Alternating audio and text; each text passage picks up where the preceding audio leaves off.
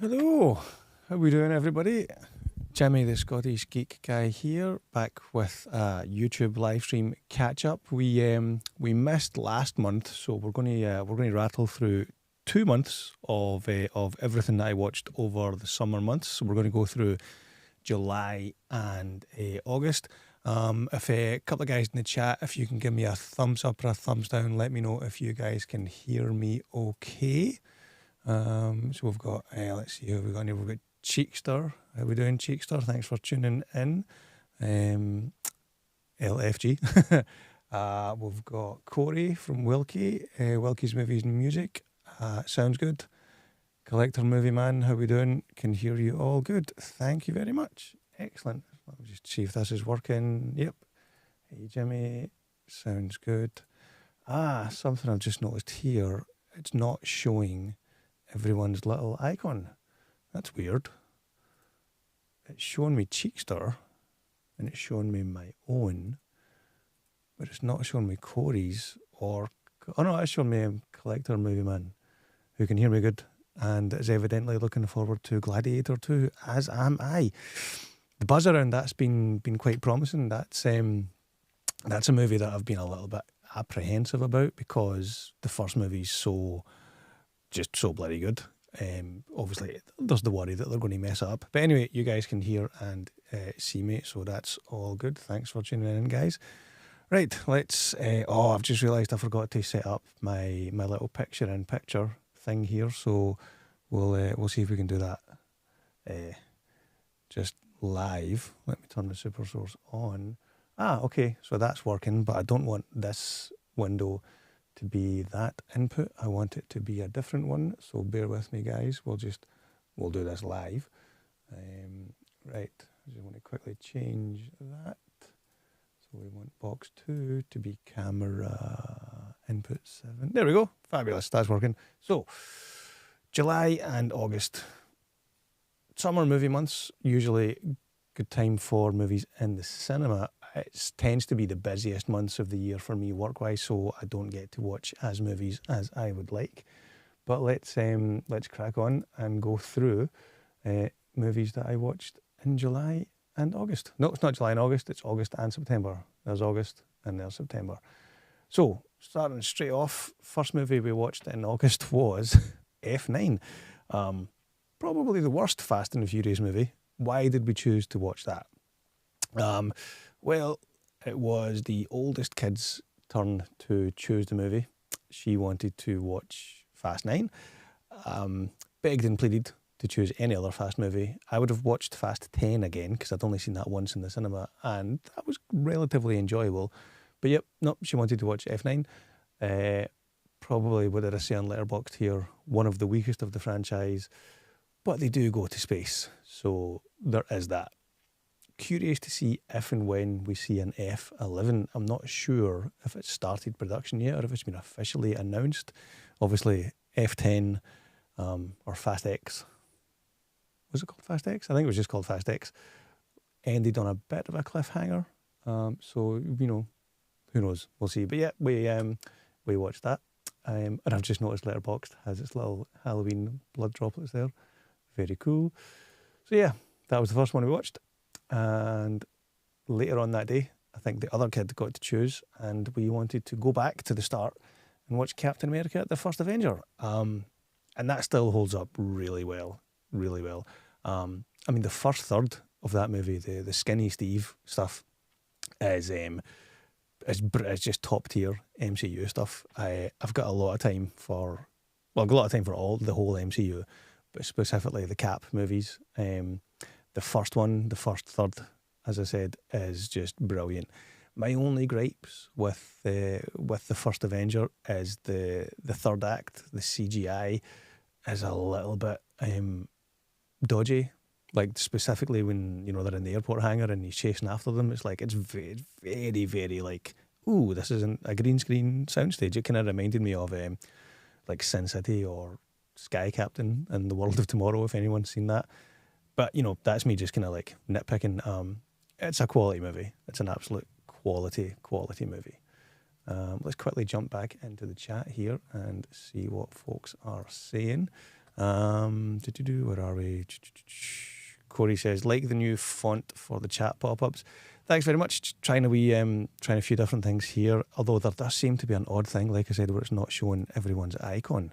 That's an odd one. I'll need to look at that. That's probably just a software bug that's hopefully easily fixed. How are you doing? It's a nightmare there. Is it nighttime? A nightmare. Is it nighttime there or daytime? It's nighttime here. It is 9:37 p.m. So it's nighttime over here. I'm guessing you are in the States, Collector Movie Man. Yep, thought Fast 10 was better than Fast 9. Fast 9 is just stupid. Yeah, I mean, well, they're all stupid, but you can be stupid and still enjoyable. Fast 9 is it the worst? I'd say it's a tie between Fast 9 and actually Too Fast, Too Furious. No, in fact, now that I say that out loud, I would probably choose to watch Too Fast, Too Furious first before I would watch F9. But, there you go. Love Captain America trilogy with Steve Rogers. What do you think of the new Captain America movie coming out on Valentine's Day? Ooh, I didn't know it was coming out on Valentine's Day. That's actually my birthday, so I will be definitely going to see that as a birthday treat.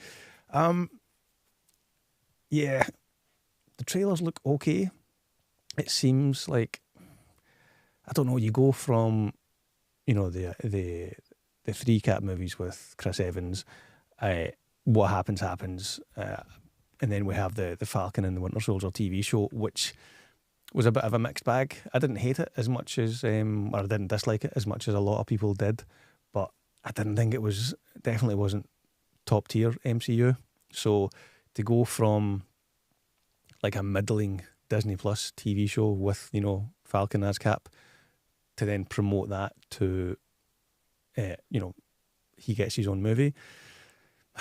Throwing in the Red Hulk, I think, is their way of, I think it says that they don't have confidence in that character to carry the movie. So they throw in Red Hulk as the bad guy, and they don't try and keep it a secret. They put him in the trailer, and I think they've done that because they're trying to make sure they get as many bums on seats by saying, look guys, it's Captain America movie, but not Steve Rogers, but it's Falcon, but we've also got the Red Hulk. So yeah, I'll go and see it. Hopefully it'll be good. Trailers look okay. Apparently the early test screenings haven't been amazing, but as they say on the Empire Film Podcast, every day is Christmas Eve, so who knows, it might be good. But yeah, quite apprehensive about that one, if I'm being honest. Right, and then the next movie, if we jump back over here, Thor Ragnarok. This is one of my boys' favourite MCU movies, and it's definitely top tier MCU as well. It's just absolutely hilarious. It's not too long. I think it nails the tone just right. I think where they fell down with Love and Thunder is they went too heavy into the stupid comedy routine. Whereas Ragnarok, I think it walks that line. It's a fine line, but it walks it quite masterfully. And obviously, when it came out, it was at the height of the MCU. Whereas Love and Thunder came out, when the MCU was in a bit of a downward turn, I would say. So Ragnarok had that going for it. It was, it was the movie that came out. I think it was the movie that came out just before Infinity War. I think Ragnarok came out November, and then Infinity War came out the following March or April or May. I'm almost positive Ragnarok was the movie that preceded Infinity War, so it definitely had that going for it. But even if it didn't, it's definitely a better movie. I don't think anyone could dispute that. Anyone who's who likes the MCU. Hang on, what's happened there? Yeah, so Thor Ragnarok, always a favourite for our household. Well, for 3/5 of this household. And then the next day, I took one of the kids to see Borderlands because they wanted to go and see that, and that was a huge disappointment. Did I do a review for that? I think I took some notes for a review for that, but I didn't end up recording one. Yeah, it was just dull. It was very much like it was a video game movie, but not in a good way. It was like, let's go to level A to speak to person B about plot device C, and then they tell you to go to level 2 to speak to person Z about plot device MacGuffin X. Not that that's, exclusive to this movie. You could say that about most movies, but some movies do it well and some movies do it less than well. And this movie definitely did it less than well. Kate Blanchett, she's never really bad in anything, so I think she does her best with what she's given. One of the things that was really jarring with Borderlands for me was Kevin Hart. He was playing like the funny sidekick, but also trying to play the badass soldier at the same time. Like he was trying to play like his character in Jumanji, but also The Rock's character in Jumanji, and that just didn't click. And then the girl that's in it, whose name escapes me, I think it was, is it the same girl or the same actress that's in Logan and Deadpool and Wolverine? Or am I thinking of someone else? Anyway, her character was annoying as flip in that movie. So yeah, that was one where I was just excited for it to end. But yeah, what did you guys think? Did we like Borderlands when it came out? God, when did that come out? This feels like, was it August or July? I've kind of lost track of that. Let's have a quick look in the chat here.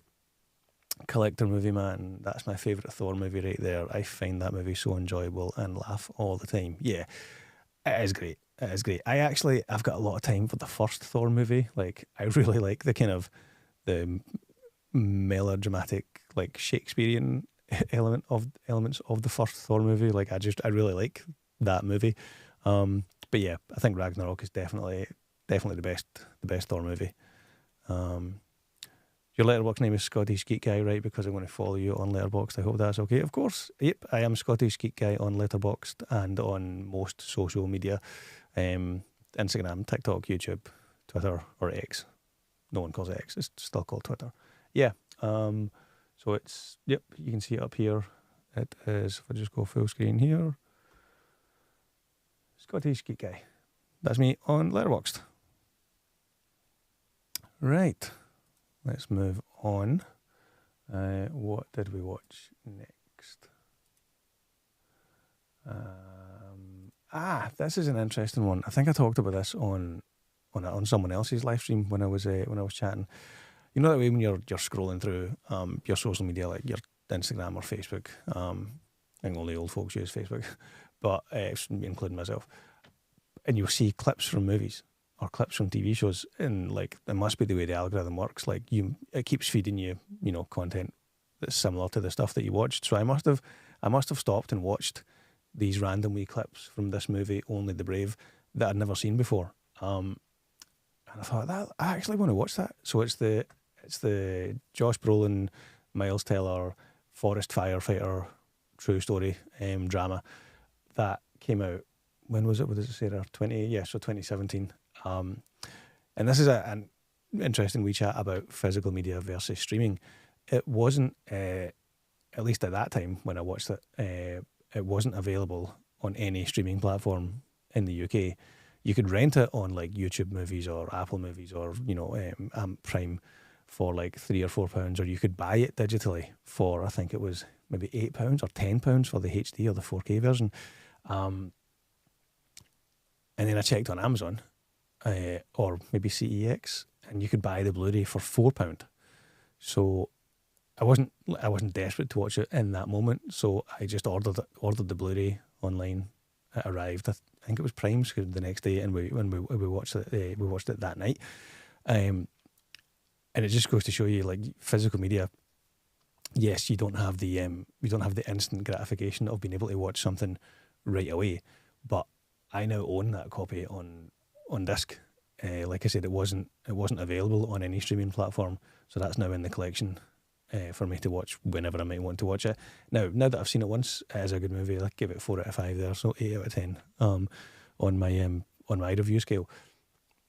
Who knows when the notion might take me to watch that again, but if and when it does happen, I've got the disc.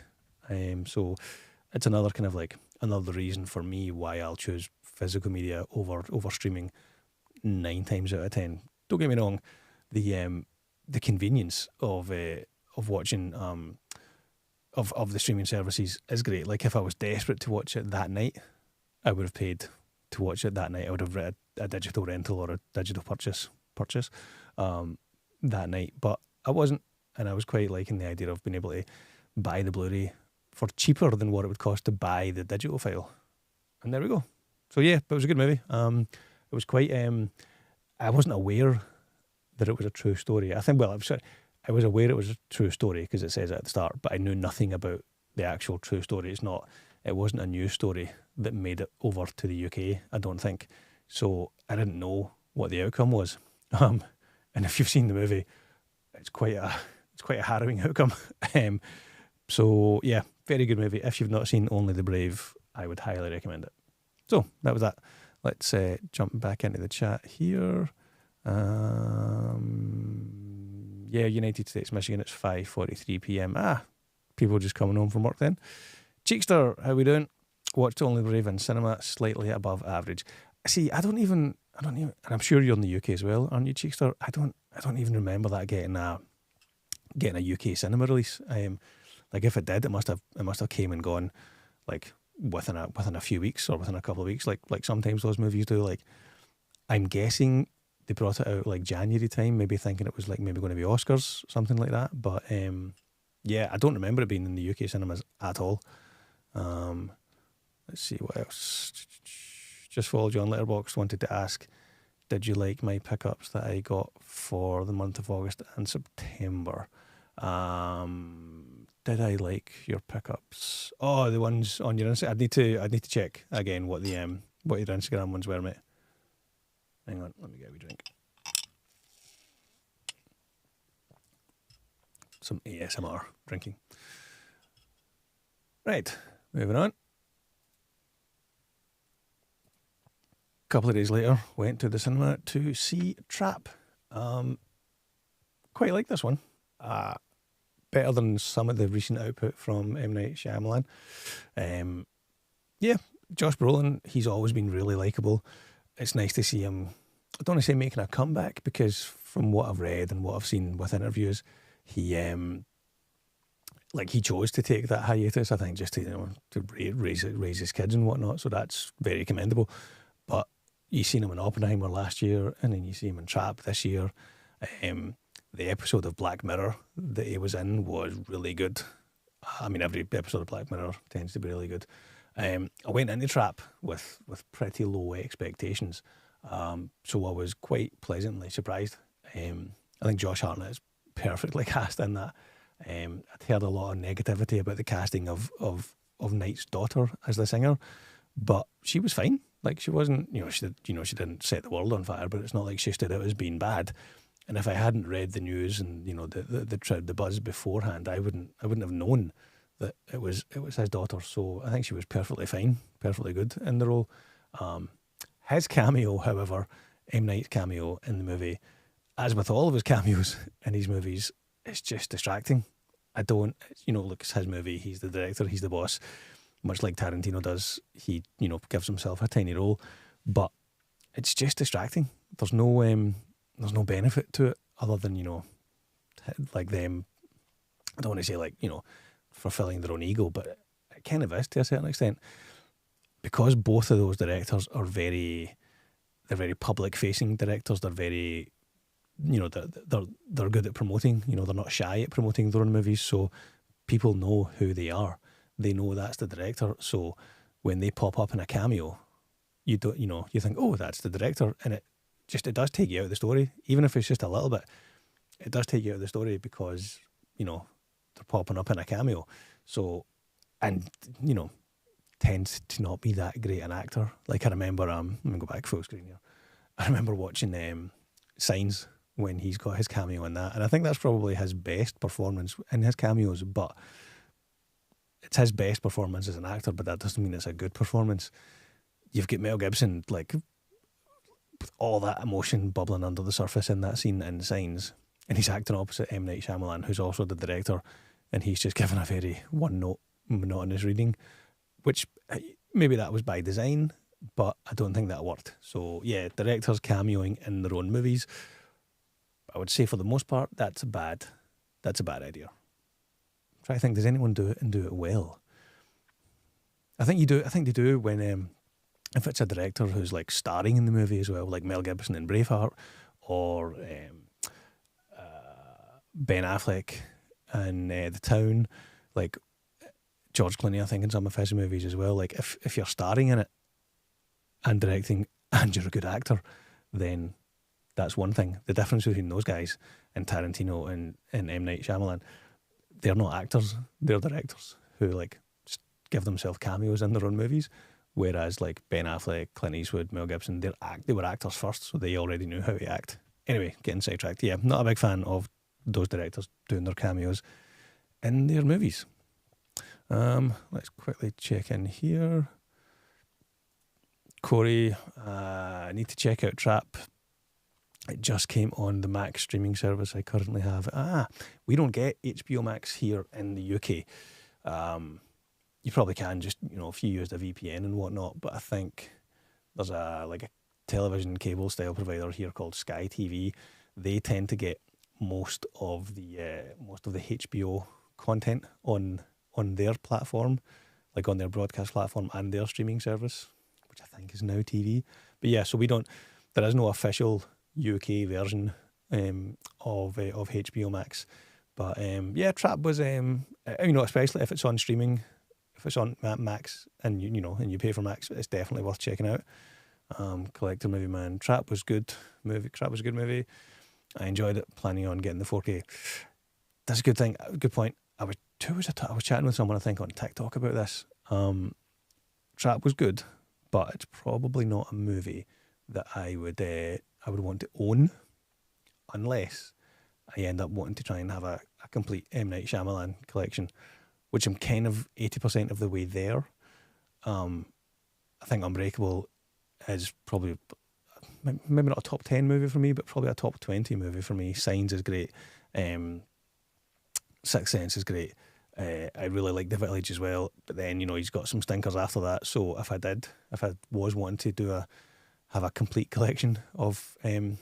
Night Shyamalan movies, that would mean I would have to willingly buy and own a copy of The Happening, and I don't think I could bring myself to do that, because that's got to be one of the worst movies this century. Yeah, The Happening was bad. Very, very bad. But yeah, Trap is okay. Check it out, especially if it's on one of your streaming services. Let's see. What's next? Have to get going. Scottish Geek Guy, about to have dinner. If you're still live, we'll definitely jump back on and say hello. Thanks very much, Collector Movie Man. Thanks for tuning in. Cheekster, also watched Trap at the cinema. 6 out of 10 for me. Yeah, I might give it a 7, 6.5. I would probably go with 6.5 out of 10. Hitchcock got cameos right, mate.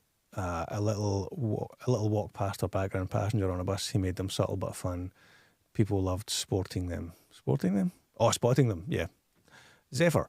I'm not a huge. I've just realised I'm kind of cutting myself off there a wee bit. Not a huge Hitchcock fan, to be fair, so I can't really comment on them. I just know that when it's Tarantino or M. Night Shyamalan, it's just distracting, and yeah, just weird. Born to Be Rad. What's up, dude? Hope you're well, man. I'm doing very good. Thank you very much. Missed last month's live stream, so we're going through 2 months worth of movies in the one stream. So let's jump back into that. Let's see what was after Trap. Let's go back. Then went to see Alien Romulus. Pretty decent. Whether right here, pretty decent, very atmospheric. Did a good job balancing nostalgia and the new stuff. Lots of nods to the various movies in the franchise. Not sure about that ending though. Yeah, so this is one of those ones where I took notes to do a proper review on Romulus, but never got around to it. Badger Phipps has a great video about Alien, which I'll put in the description after the fact. I highly recommend you check out his channel and have a look at his Alien video. He wasn't as keen on the movie as I think I was, or as I think most of the general public was. I thought it was pretty decent. Probably 7 out of 10, 3.5 out of 5. I would give that one. I I've got a huge soft spot for all things Alien. As you can see, that's just, we've got the big Alien head there with the Blu-rays. We've got a metal sculpture. In fact, let me grab that. Not sure how well the autofocus will cope with this, but this is oh, hang on, let me bring it back. No. Metal sculpture of the Alien Queen that I got from a seller on a stall somewhere. I've got a couple of these. I've also got a Predator one somewhere. I don't actually know where that's gone to. Hang on, let me throw this back.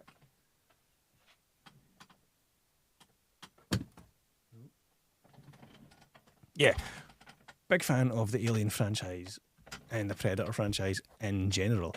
So it has to be really bad for me to not like it. A lot of people didn't like Prometheus. I've got a lot of time for Prometheus. It's not perfect, but I like what they tried to do with the like the black goo and the engineers and the DNA and them being the creators of life on Earth. Like, I thought that was quite well done.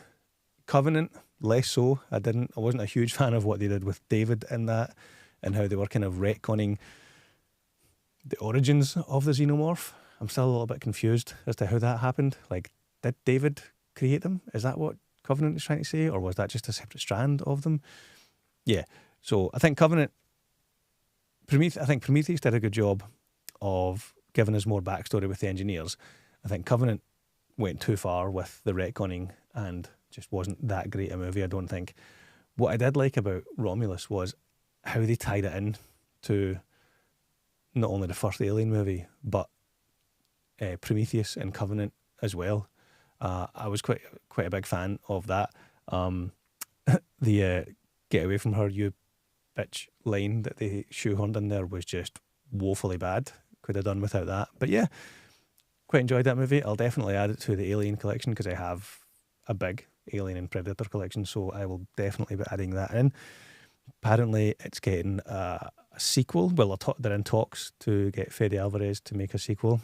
And also, in physical media news, they are releasing it on VHS. I think I talked about this again on a live stream with Corey the other week there. That's an interesting one. So yeah, Alien Romulus getting a VHS release from Fox, well, Disney Fox. I think the first studio VHS release in 18 years, I think the news stories were saying. That's an interesting one. I'm all for physical media, like any form of physical media. Any form of physical media I am a fan of. However, the quality of VHS compared to DVD, Blu-ray, especially 4K, I'm not a huge fan of that. I know it's got the nostalgia factor to it, and that's like I'm a big vinyl fan, especially vinyl soundtracks. That's why I've got the Lost Boys been spinning there earlier on today. You could say, well, if you're a big music fan, why are you collecting vinyl? Like, that's why not CD? Two reasons. One, the canvas that you get for the artwork on vinyl is huge compared to CD. Two, it's much harder to quantify the audio quality of vinyl versus CD. When you can, as opposed when you, hang on, let me think about what's a better way to describe that. Yeah, audio quality wise is much harder to quantify than video quality, I think. Anyway, you compare this audio quality of a vinyl record to a CD or to Spotify. Your average person, I don't think, if you've got like a even average setup and it's been weighted right and stuff like that for your needle and whatnot, you're not going to hear bad quality, I don't think. Whereas VHS versus 4K, there's a hugely noticeable quality difference there. And VHS, it's not like the box that videotapes come in. It's not like that's a bigger canvas for custom artwork. It's it's comparable to the size of DVD and Blu-ray and 4K cases. So yeah, not sure what I make of the VHS revival that seems to be like about to happen. who knows? I might be a huge hypocrite, and in 1 year's time, I'll be here showing off a retro VHS collection. I did have a huge VHS collection as a kid and as a kind of early teenager. I binned all of my VHSs when I started collecting DVDs, because I think I'd more or less upgraded my entire VHS collection to DVD. And then when Blu-ray came along, started upgrading as well, but it wasn't like a complete clean sweep. So I did keep the DVDs and just put them in like, DJ style wallets. I didn't keep all of the actual cases. I wish I did, but I didn't keep all of the cases. And then when 4K came along, I was much more, not cautious, but I was much more frugal about upgrading everything to 4K. So yeah, VHS, I mean, if that's what you're into, that's great. Like I said, I'll take any form of physical media over streaming. But I don't think I'll start collecting VHS purely because I've seen the quality of 4K firsthand. And if you've got a good 4K disc on a big screen, like, it looks amazing. Like, you can't tell me, like Top Gun Maverick or Jaws, watching the 4K disc of that on a 50, 60 inch 4K TV or a 100 inch 4K projector. You can't tell me that you're going to want to choose VHS over a 4K of that. Or maybe you can. Let me know in the comments if that's your thing. Speaking of the comments, let's quickly jump in here. Let's see, where are we? Oh, we've got a few to catch up on. Bear with me, guys. Born to be Rad. What's up, dude? Hope you're well, man. Wait, I think I got that already. Horror Cat Dad. How are we doing? Thanks very much for tuning in. Again, I keep thinking in my mind, your Instagram, I want it to be your cat posing with horror movies. If it's not that, I'll be disappointed. Romulus was awesome minus the ending. Yeah, I would pretty much agree. I think, ironically, in paying homage to all of the Alien movies, they paid homage to Resurrection by having the crap like hybrid alien thing at the end. Spoilers. Hey Larry and Garrett. Hey Corey. Agreed on Prometheus and Covenant. Yeah, I really like Prometheus.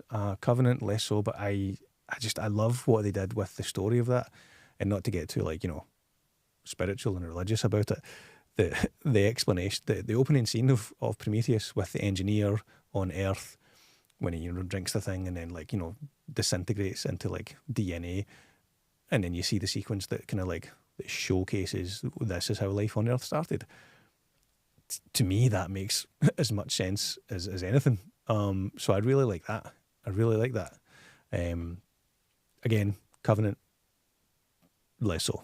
I think the studio, checking out a little bit with Covenant, and they were like, we want it to be an alien movie. It needs to have more aliens and more scares like Alien.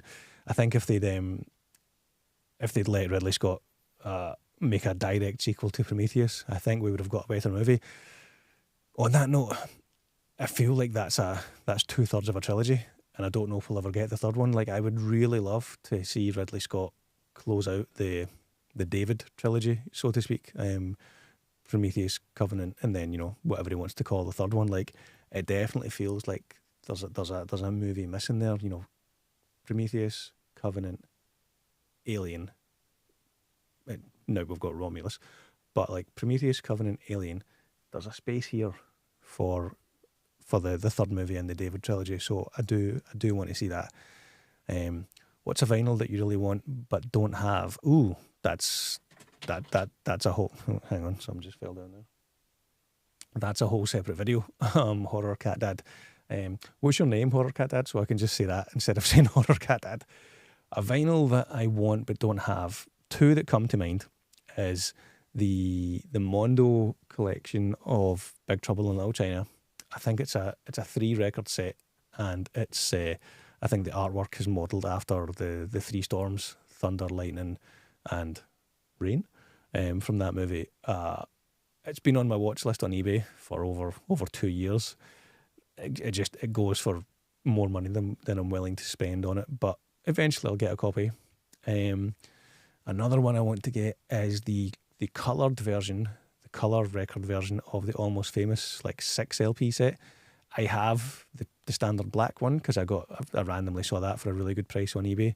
So I've got that, but I'm still keeping an eye out for the coloured version because, as you can see, I'm a sucker for a coloured record.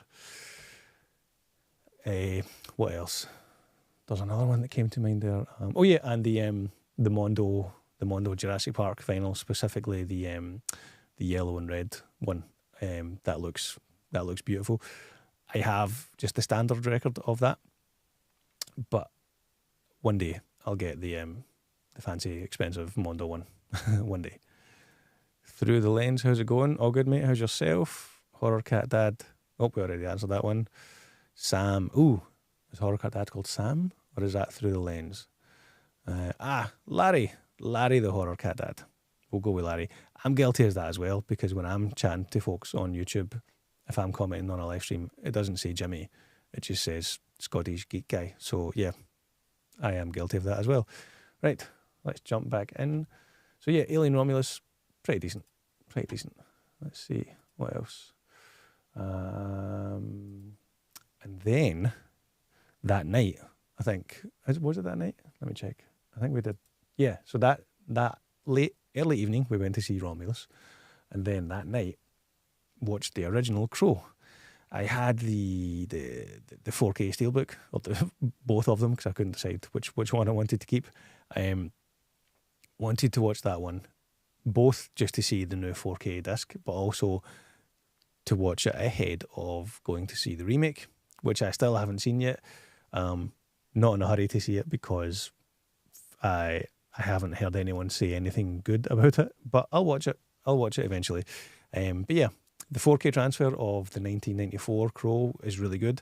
It's quite a unique movie. My partner had never seen it before, so I was quite keen to see how someone who's never seen it before would respond to it, because it kind of is a snapshot in time. It's very much a 90s movie.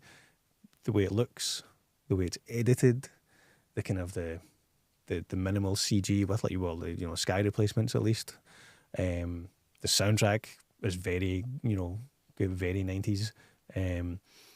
But yeah, so I was curious to see how someone who's never seen it before would absorb the movie, especially given that you know what the behind the scenes story is. Is it possible to enjoy the movie watching it for the first time without just constantly thinking, Jesus, he died in this movie? And it was. Vicky, my partner, who watched it with me for the first time, really enjoyed it. She said a couple of days after it stayed with her. She kept thinking about it, and I think that's a testament to the movie, because if you're still thinking about a movie a few days later and it's not in a way that you hate it, I think that's a good thing. I think that's a testament to how good the movie is and how well it holds up. So yeah, not keen to watch the remake, but I will eventually. Probably. Maybe. Yeah. If and when it drops on Netflix or whatever it ends up going. I think that one might go to Paramount. Is it Paramount that's got that one? Anyway, I'm definitely not going to pay to watch it. I'm not going to blind buy it because I don't think it's that good. But there we go. Right. What's next? This was an interesting one. So the oldest kid in the household, who's 14, part of her school topic that week was JFK. So we thought, let's watch JFK. And that's not an easy watch. It's not a short movie. And there's a lot going on. There's a lot to take in with that. But it's one of those movies where it's very definitely an Oliver Stone movie. And I mean that as a compliment. I don't think any other filmmaker could have made that movie that good to showcase and to to put all of that information on screen and distill it to a 2.5, 3 hour movie that's comprehensible and enjoyable and entertaining, but also informative. It's a mammoth task, and I think he does it, almost perfectly. It's a really good movie. It's long. In fact, does it say here how long it is? It must be close to 3 hours. Where does it say? Am I missing the runtime here? Anyway, it's at least 2.5 hours, maybe even 3 hours, but it doesn't feel that long. It's definitely watchable and enjoyable, and the 14-year-old sat through it, didn't complain, didn't want to go on her phone. So I think, that's definitely a win. But yeah, that was interesting to watch that again. Hadn't seen that in a long, long time, and I think that was actually talking about physical media versus streaming. I definitely want a copy of JFK on DVD and or Blu-ray, but could not bloody find it. Like, I know I've got the steelbook because I remember what it looks like, but my collection is dreadfully, abysmally, embarrassingly disorganised, and I could not for the life of me find the actual disc, the actual steelbook. Luckily, it was on Disney Plus, so after about, maybe not 10 minutes, after a good 5 minutes of trying to find the disc, gave up, thought, sod it, let's just throw it on Disney Plus. And it looked great, so as much as I'm saying, yay for physical media, I'm not saying down with streaming. Like, I like the streaming services as well for reasons like that, and also, the quality, the quantity, and the convenience of streaming cannot be beat. The quality of a 4K disc is always going to be better, and the ownership debate, which is a different discussion. But yeah, I'm not against streaming. Best of both worlds. Right, let's jump back into the chat. Let's see. What's a vinyl that you would consider a grail that you really want? Probably the ones that I mentioned there, Larry. The Big Trouble Little China one, the Three Storms design for the 3 records, and the Jurassic Park Mondo one. There's been many different releases of Jurassic Park on vinyl, and even the Mondo set. There's a few different variations of it. It's the one that's the yellow and red. It's the same branding, the same color scheme as the general Jurassic Park logo. I would say that those two are definitely grails. Corey, Larry, name's Larry. There we go. Sam, I'm Sam. It gets complicated. I'm trying to remember that. So Sam is Our Life in Horror. Larry is Horror Cat Dad. Corey is Corey's Wilkies and Music. I know that one. Who else? Cheekster. Do we know your name, Cheekster? Cheekster, I watched Alien and Romulus twice in the cinema. IMAX with Laser GT plus Dolby Cinema, both in Leicester Square. That's right. I remember you're a big PLE. No, not PLE. That's a WWE. That's their version of pay-per-view these days. They call it a PLE, a premium live event. No, what is it? I keep asking you this every time, mate. What is the phrase again? What's the kind of acronym or the for large screen format? Anyway, yeah, I would. I'd love to have more than one big IMAX near me. In fact, in saying that I do. We've got the actual Science Centre IMAX plus Scotland's only laser IMAX. I tend to not be that bothered about paying the extra to go and see them unless it's a really big movie that I want to see. Like Gladiator, I'll probably, if the timing's fit, I'll probably deliberately pay to go and see that in IMAX. The Crow is great. The remake looks bland to me. Yeah, likewise. Not in a hurry to watch the remake. Ooh, Sam, you really need to watch The Crow. It's very, very good. It's very, very good. Sam, you haven't seen the original Crow? Nope, none of them. Yeah, you should definitely get it watched. We've got a new person from Edinburgh. Oh crap! How am I going to say that name? Right, I'm going to have a go at pronouncing your name, mate. But forgive me for butchering it. I'm going to say Massage. Nope. We'll just call you Mac. I'm going to call you Mac. How you doing, Mac? Thanks for tuning in. GFK is one great movie. It is. It's I don't know when I would have first saw that, but I would have been in my mid-teens probably. I maybe watched it 8 or 10 times over my life. It's a good movie. It's one of those ones I remember back when, before the days of streaming, when you'd be flipping through the channels, the 4 channels or maybe the 5 channels that you had. That was one of those movies that if it came on, you found yourself not flipping away from it. Like you might have been channel hopping, flipping through the channels, and you land on JFK and it's maybe halfway through, but you get drawn in right away and you just keep watching it. It's one of those movies. We own it, actually. Still probably talking about The Crow. Well, if you own it, get it watched. Never mind. Hello Gareth, how we doing? I thought you had your own live stream tonight. I wasn't expecting you here. Thanks for tuning in. Hey Gareth, 3 hours and 8 or 3 and 25 for the director's cut. Do you know, that's interesting. That's one of those movies I don't off the top of my head know what the differences are between the director's cut of JFK and the theatrical cut. That's an interesting one. Hey Corey, Flex and Pixels, hello. Hi mate, hope you're good. Wanted to ask, hang on, going to take a wee drink.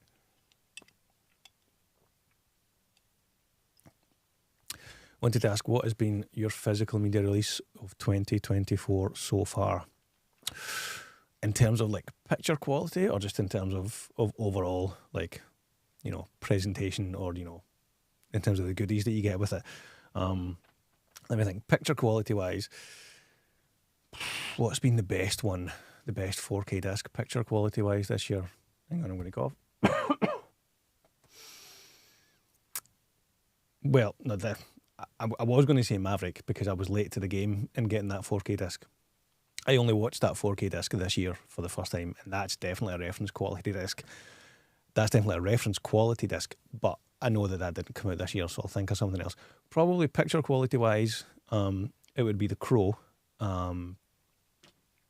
In terms of like physical media release, it would probably be. Do I still have it in the room? Yes. So I think I've got the unboxing for this on my channel. Super Mario Brothers 4K Trust the Fungus set from Umbrella in Australia. This is a ridiculously... it's an embarrassment of riches. It's a ridiculously good physical media release set for Super Mario Brothers from 1994, which makes... Or was it 93? I think it was 94. It makes no sense that you've got such a good physical release for this movie, but you do. And it's probably, like, if I bring out the... open up the box a little bit here. Oh, in fact, hang on. Let's see if we can do an impromptu look at this. Can I bring me up in the corner? No. Let me see. So, yeah. This is... I mean, listen to this. That's a hefty set. The booklet alone that it comes with is, you know, it's almost as big as a Stephen King novel. Like, look at that. So, yeah. Physical media release of the year so far would be the Super Mario Brothers set from Umbrella. Not an amazing movie, but definitely a guilty pleasure of mine. Let's see. Cheekster rewatched JFK twice, back to back. First the movie, then listening to the audio commentary. Oh, that's a good point. I don't know if I've ever listened to the commentary track on that. Oliver Stone's usually very good on the commentary. I remember listening to his track for Alexander, and he doesn't shy away from the fact that the movie wasn't well received. So that's always, you know, quite refreshing to hear. Premium large format, yes, that's it. I knew it was premium something. Premium large format. Don't forget to hit that like button, everyone. Oh, thanks very much, Sam. Yeah, I should be forgetting. I should be the one reminding everyone to smash that like button, as the kids say. And obviously, if you've not subscribed yet, subscribe. Ooh, I did have a wee subscribe animation. Is it loaded up? Nope, it's not loaded up. I'll do that for the next one. Matt is fine. No worries, mate. We'll go with Matt. Cheekster watched The Crow 2024 in IMAX. Went in with super low expectations and actually thought it was slightly above average. Oh, you're probably the first person I've seen who didn't say it was shite. So that's interesting. Jimmy! Happy Crow to Miss Prince. Speaking of The Crow. The Crow. Umbrella have knocked it out of the park this year. Their raid set is one of my favourites this year. Do you know what? That did look really good. And while I was getting a bunch of stuff from Umbrella, because it comes from Australia, I normally wait and until there's 2 or 3 things that I want to get, just to kind of try and save a little bit on the postage, because the postage to get it from Australia to the UK is quite brutal.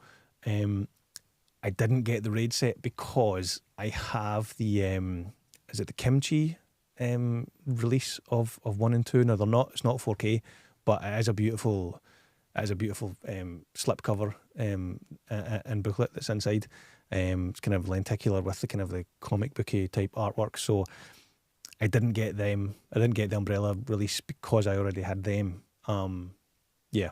But yeah, the Raid and the Raid 2 are brilliant movies. The fight scenes in them, especially, I think the last fight scene in the Raid 2, probably, like, I don't know if it's the very, very last fight scene, but it's the one where they're in the kitchen and the dude's got, like, the kind of I'm punching my knife here.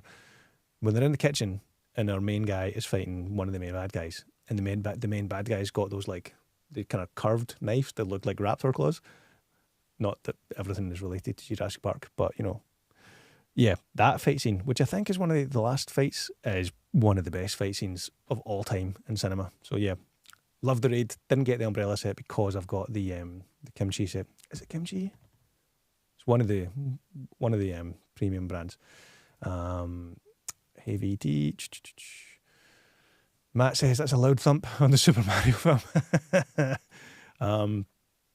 Yeah, that's it definitely is. It definitely is. It's a hefty set. It's a hefty set.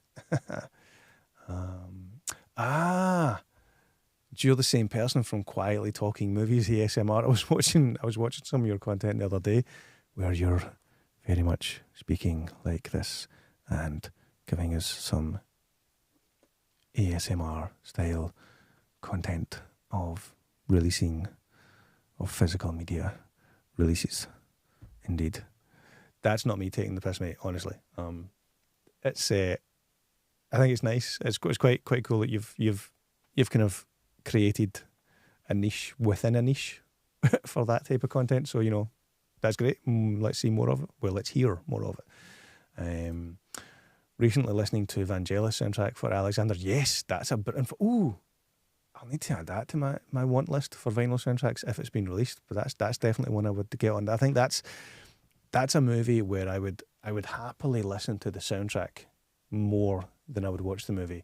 Like, I really wanted to like Alexander when it came out. I saw it in the cinema and was kind of like, I don't think that was that good, guys. And then it was released on DVD or Blu-ray, and they had like a director's cut or an alternative cut, and then a different. I think they had, like, within the space of a year or two, they had 3 different edits of that movie, trying to make it a good movie. And I don't think they succeeded in improving the movie with the different edits. They just made different edits of the movie. Umbrella shipping charges to deliver their products to me in the UK brings a tear to my eye every time. Yeah, it's pretty steep. It's pretty steep. That's why I tend to wait, and get 2 or 3 sets that I'm looking for. Like, I got the what did I get? I got Mario Brothers, Primer, what else? Masters of the Universe. I think 1 or 2 others. Like, I was just waiting till I had 4 or 5 ready to send to try and save, 50 quid on postage. Looking forward to listening to the new 2024 audio commentary on the Umbrella. I didn't realise they had new audio commentary on it. That might be worth picking up the disc, to be fair. I'll need to look into that. Good impressions, mate. Thank you very much. Again, not taking the piss. So, apologies if you thought I was. Happy Crow to Mist Prince is asking, do I have a favourite Jackie Chan movie? I'm going to be quite basic and say yes. Rush Hour. I know. We've had there's Police Story and a whole bunch of, the Hong Kong movies before he started, making Hollywood movies. I've seen some of them, and, they're amazing, and the stunts that he does is amazing. However, if you were to ask me to pick a Jackie Chan movie to watch right now, hands down, Rush Hour, or maybe even Rush Hour 2. Rush Hour 3 was pretty poor. But the first 2 rush hours, definitely good. Definitely good. Right, I think that's us caught up on the chat. Let's jump in back to Letterboxd and see what was next. Arachnophobia. This was one that we talked about in the house randomly, just talking about the fact that it was, spiders and practical effects, and that the spiders were real. And then we were like, let's next movie night, let's just put that on. We won't tell the kids what it is. We'll just say, we're choosing the movie tonight. We're going to watch this. Sit down. This is the movie. We didn't tell them what it was about. And I don't think the 2 younger ones knew what arachnophobia meant. I think the older one did. However, we thought we were being clever by not telling them anything about it and just putting the movie on. However, little did we realise, Zach, the middle kid, the soon-to-be 11-year-old, he was in the room. We thought he had headphones on his Switch, but evidently he was listening to us talk about arachnophobia and talk about the movie. So the next night when we put that movie on and the title comes up and it says arachnophobia, he's like, that's the spider movie you were talking about last night? You basically described the whole movie. And I was like, oh, yeah, my bad. But we're watching it anyway. So yeah, we watched it, and man, that's a good movie. That's a movie that I would actually, as good as it is, like, I would like to see a sequel/remake to that. Kind of similarly, like in the same way that we got a Twisters, remake or reboot,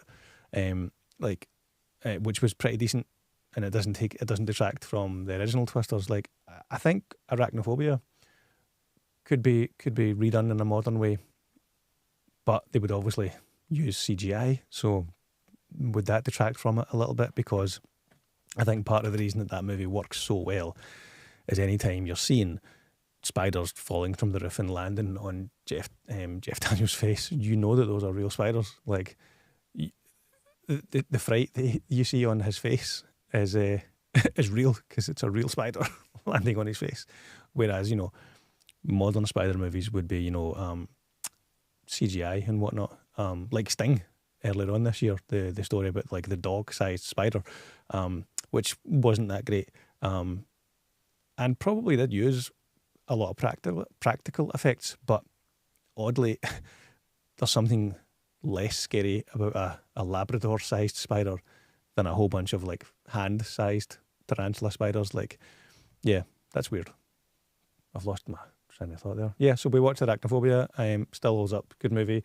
I would be up for seeing a remake of Arachnophobia. It could even star Glenn Powell, because, got a bit of a thing for Glenn Powell. Moving on. Next up, this is one that I'm shouting from the rooftops about. Aliens Expanded, which I think I have. Yep, so here it is here. Let's go. Aliens Expanded. It is. There's a review for this on the channel. It is a 4.5-hour documentary about James Cameron's Aliens. That's right, 4.5 hours. And it is worth every minute to watch it and enjoy it. Now, there's a big asterisk next to that statement, and that is, you have to be an Aliens fan to enjoy this movie. If you like Aliens, if you love Aliens, you will love Aliens Expanded. I'll put a link to where you can digitally rent or buy the movie in the comments. I think it's just aliensexpanded.com. There was a very, very limited Blu-ray release that came out. It was like a crowdfunded project. I don't think it was actually on Kickstarter. I think it was their own crowdfunded project. So, you pay your 20, 30, 40, 50 quid or dollars to essentially, pre-fund and pre-order your copy of the movie. Mine came with a poster as well, but I don't know where that is. Have I put it up? I think. Anyway, it comes with a poster as well. There is a wait list to get on they're going to do a thing of a limited second run of Blu-rays. There is a wait list, I think, on their website for that. But you can digitally buy the movie right now. And as I said, if you're an Aliens fan, you will love the 4.5 hours Aliens Expanded. The reviews on my channel, I think I've done a good few shorts of it as well, so I won't say too much on here other than to say it's bloody brilliant. It's quite similar to the RoboDoc documentary that I think is still available on Prime. It's that level of deep dive, and the great thing about it is it's not studio funded, it's not studio mandated, so the contributors are free to say whatever they want. And as much as I'm a huge Aliens fan, as much as I thought I knew everything there was to know about Aliens, there was still some behind the scenes tidbits in Aliens Expanded that I didn't actually know. Like, excuse me, 2 seconds. Iron brew break. Like the fact that James Remar was originally cast as Hicks and was already filming for a couple of weeks before they had to replace him with Michael Biehn. I didn't actually know that. Like, that's amazing. The fact that the picture that Sigourney Weaver looks at of her daughter in the movie, who's now an old lady because, she's been in cryostasis for 60 years, the picture she's looking at is actually a picture of Sigourney Weaver's mum. So, in the movie, you've got a mother looking at a daughter and, lamenting that loss. But then in reality, you've got a daughter looking at the mother. That was cool. I did. That's another tidbit that I didn't know. But yeah, I won't say too much about that because it'll sound like I'm a shill for the guys that made it. I'm not. But yeah, this is bloody brilliant. Aliens Expanded. I'll put the link in the description. Definitely check it out if you like aliens. Right, let's jump back into the chat. Which film is worse, Mario Brothers or Double Dragon? I mean, that's not even a... yeah, Double Dragon is worse.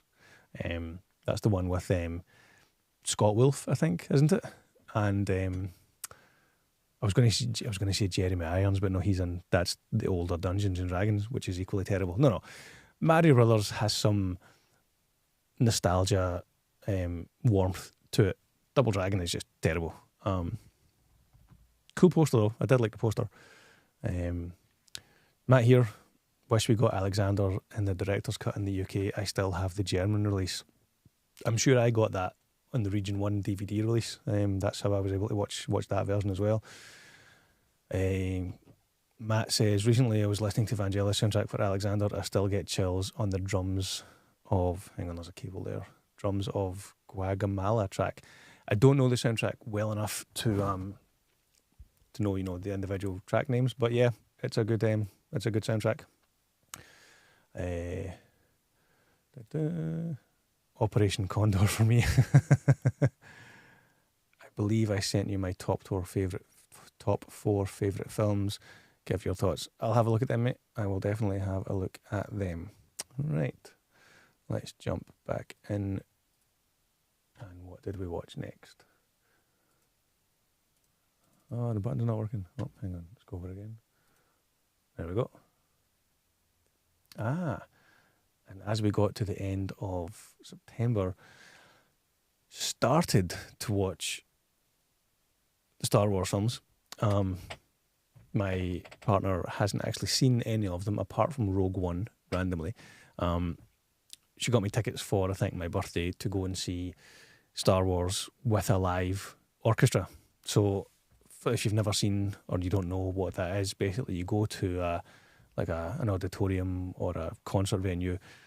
They play the movie, but for the music, there's a live orchestra under the screen that's playing the music live. That was quite an awesome experience. That was very, very awesome. I've got a tiny wee short on, I think, my Instagram where, you can see like the standing ovation that happens at the end. So obviously, Star Wars is an iconic movie, but John Williams' score is equally as iconic, and everyone involved, George Lucas included, says that if they didn't have that score from John Williams, Star Wars would not be the movie that it is. And I think that's entirely true. I don't think anyone would really disagree with that. So this was supposed to be the start of a Star Wars movie marathon that we were going to do over the course of a couple of weeks. So we saw Star Wars at the live orchestra in Glasgow, in the Royal Concert Hall in Glasgow. It was conducted by Ben somebody. A few days later, we watched The Empire Strikes Back, just watched that at home. So, you know, slowly continuing the Star Wars movie marathon. So far, and this was 4 weeks ago, that's as far as we've got with the Star Wars movie marathon. Just the first two. Well, you know, episode 4 and 5, but you know, the first two chronologically. So yeah, we're not doing too well with the Star Wars movie marathon. That takes us into October. Do you know what? I'm going to leave the October movies for a different live stream. So as you can see, in September, 1, 2, 3, 4, only managed to watch 4 movies. I probably forgot to log a few on Letterboxd, to be honest, but it is a busy month. A couple of mentions, 2 TV shows that watched over the past couple of months. Watched The Acolyte. Speaking of Star Wars, binge watched The Acolyte on Disney Plus. With these shows, I'll try and wait until the whole season is done and then binge it over a couple of days. I'd like to watch shows like that. Yeah, it's not great. The Acolyte. I think my expectations were fairly low, that I didn't hate it, but didn't love it, and it's not a show that I will revisit again. Like Andor, I've watched twice already, and I'm sure I'll watch it, you know, again many times over the course of my, you know, life, because Andor is phenomenal.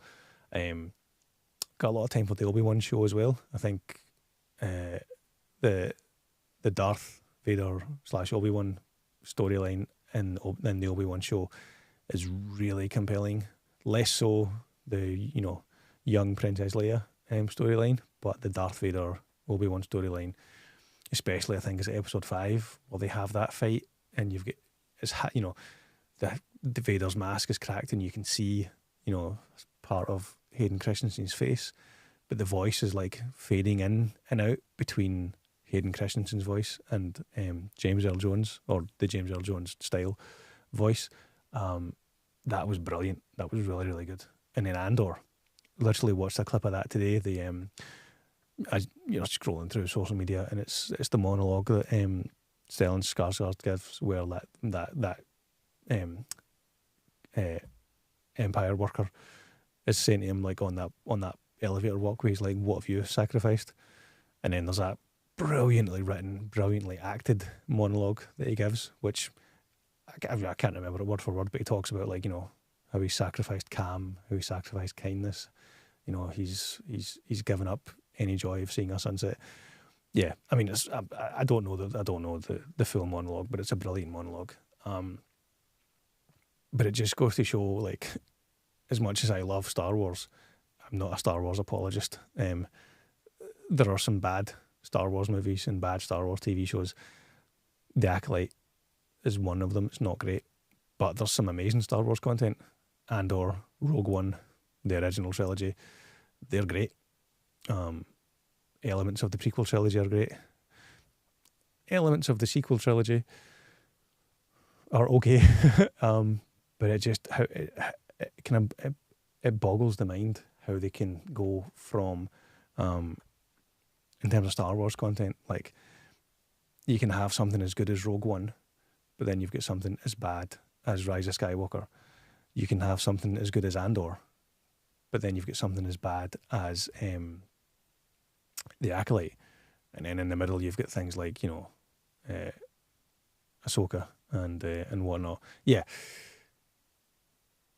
The Acolyte wasn't great, but I did binge it, you know, just to tick it off the list. And another show that I binged in August and September was The Bear.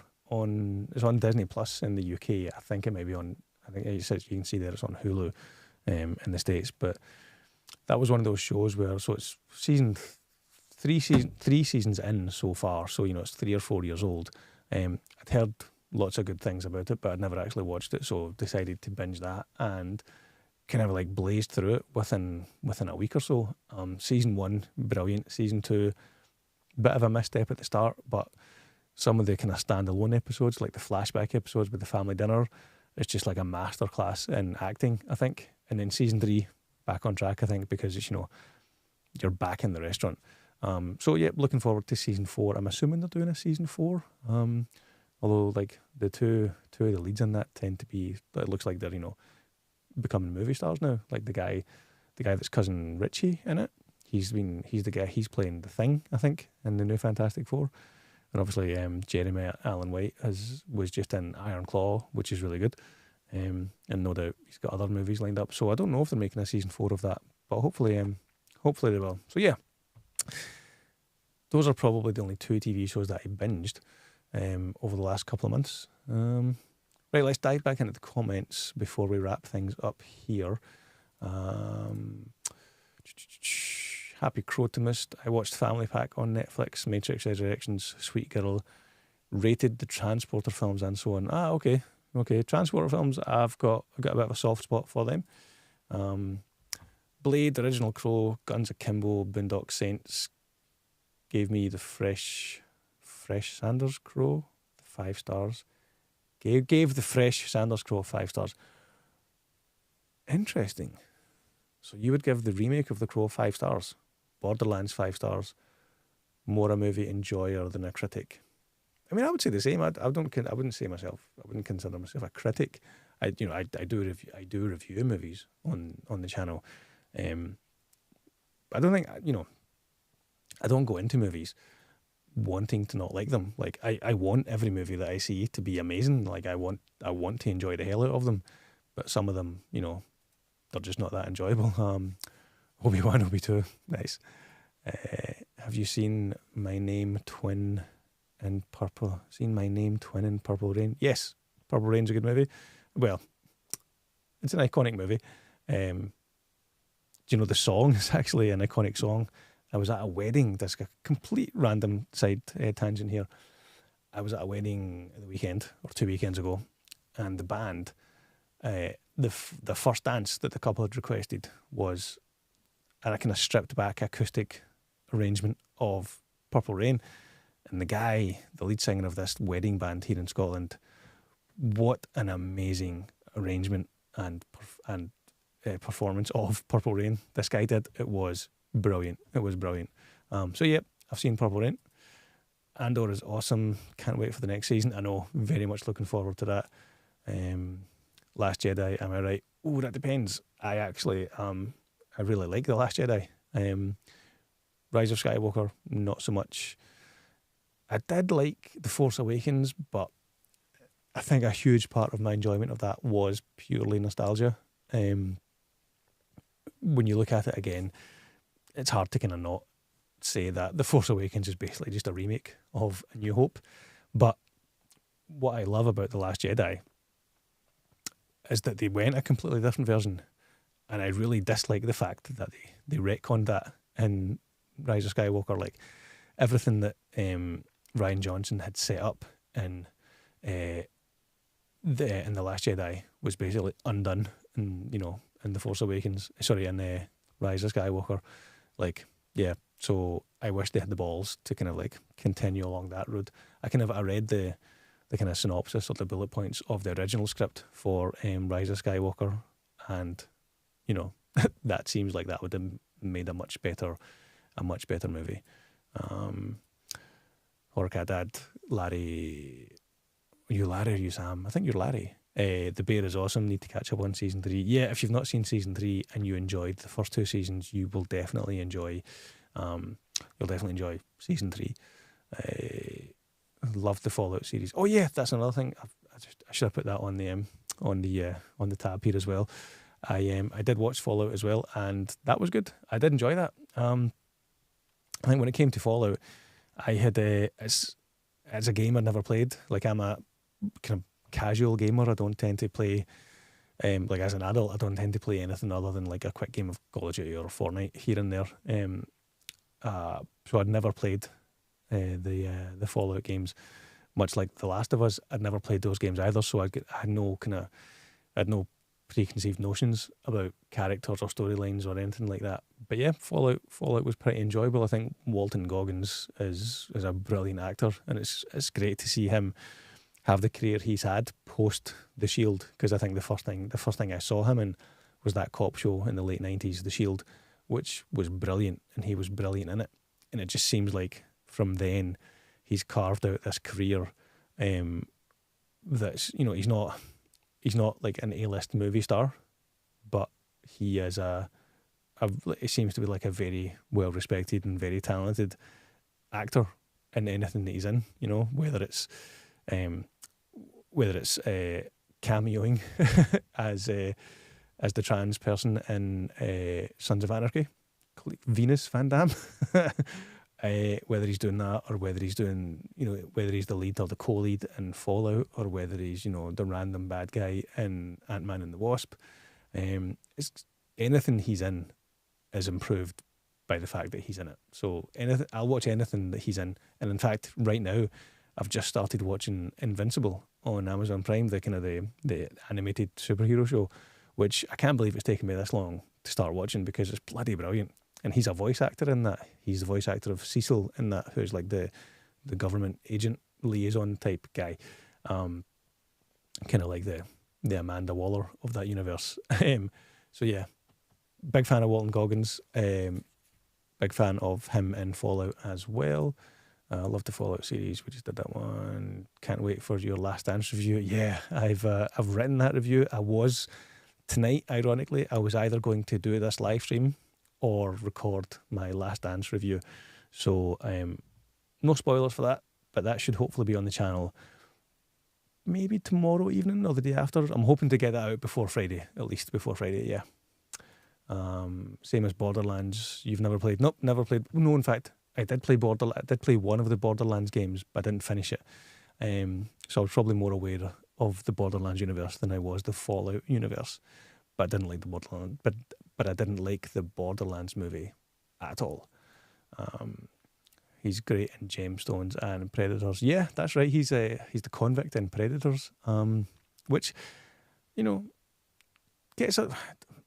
Predators wasn't a terrible movie.